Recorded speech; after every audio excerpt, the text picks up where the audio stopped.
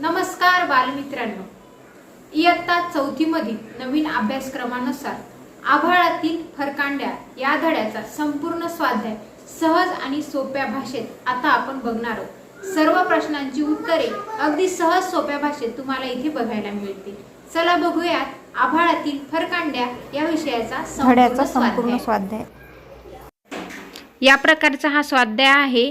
याची प्रश्नांची उत्तरे तुम्हाला लिहायची आहेत। तर पहिला प्रश्न आहे, आम्हाला हे समजले, रिकाम्या जागी योग्य शब्द भरा। लेखकाचे चित्रकलेचे साहित्य रंगपेटी, कागद, काळी पेन्सिल आणि पाण्याची वाटी हे साहित्य आहे।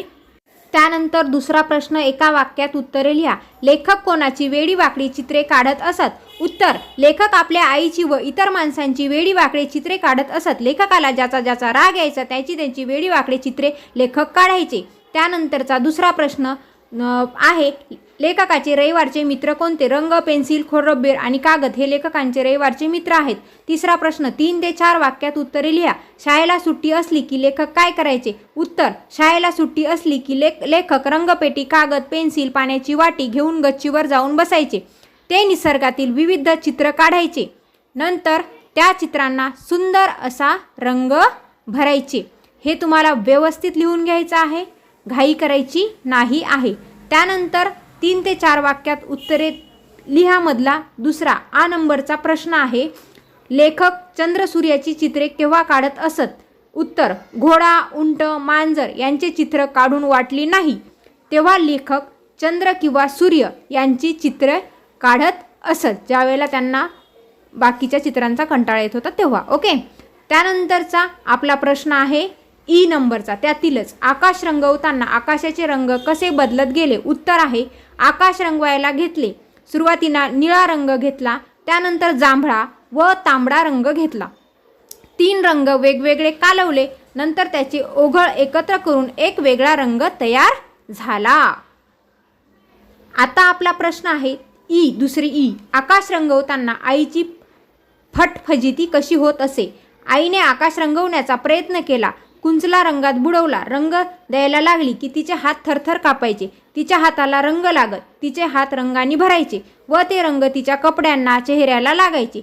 माझी आई फुलपाखरासारखी रंगीबेरंगी दिसत, असं कोण म्हणतो?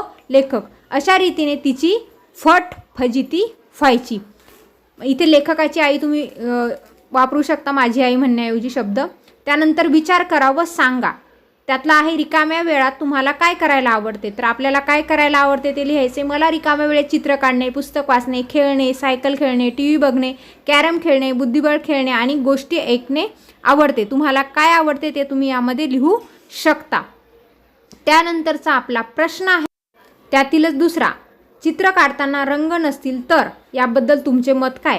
चित्र काढताना रंग नसतील तर आम्ही पेन्सिलचा वापर करून चित्र काढून निसर्गात उपलब्ध असणाऱ्या गोष्टीमधून रंग घेण्याचा प्रयत्न करू। नैसर्गिक रंग वापरली किंवा कुठलीच रंग उपलब्ध जर नसतील तर मग आम्ही काय करू? स्केच ड्रॉइंग काढणार, म्हणजे जी पेन्सिलची असते ना ती। ओके, त्यानंतर आहे विचार करा व सांगामधील तुम्ही या पाठाला कोणते शीर्षक द्याल? तर चित्रांची रंगीत दुनिया असं आपण शीर्षक याला देऊ, कारण ते सहज सोपं आहे। त्यानंतर चर्चा करूया, तुम्ही चित्र काढत घडलेल्या गमती जमतीविषयी मित्रमैत्रिणीशी गप्पा मारायच्या आहेत। लिहिते होऊया, झाडे बोलू लागली तर या विषयावर 6 ते 8 वाक्य लिहायची। जर झाडे बोलू लागली तर ती आपल्याला खूप चांगल्या गोष्टी सांगतील। ती म्हणतील आमचे रक्षण करा, अधिक झाडे लावा, त्यांची काळजी घ्या असे सांगतील। झाडे आपल्याला फुले, फळे, सावली आणि शुद्ध हवा देतात। झाडे तोडू नका असेही ते सांगतील। आपण सर्वांनी झाडे लावून पर्यावरणाचे संरक्षण केले पाहिजे असे देखील झाडे आपल्याला म्हणतील। त्यानंतर खेळूया शब्दाशी आहे, हा ग्रामर म्हणजे व्याकरणाशी निगडित आहे। तुम्हाला प्रत्येक वेळी मी सांगत असते की हे तुम्ही व्याकरणाच्या वहीमध्ये उतरवून घेऊ शकता। कसा वाटला स्वाध्याय ते कमेंट्स करून नक्की सांगा आणि असेच नवीन शैक्षणिक व्हिडिओ बघण्यासाठी चॅनलला नक्की सबस्क्राईब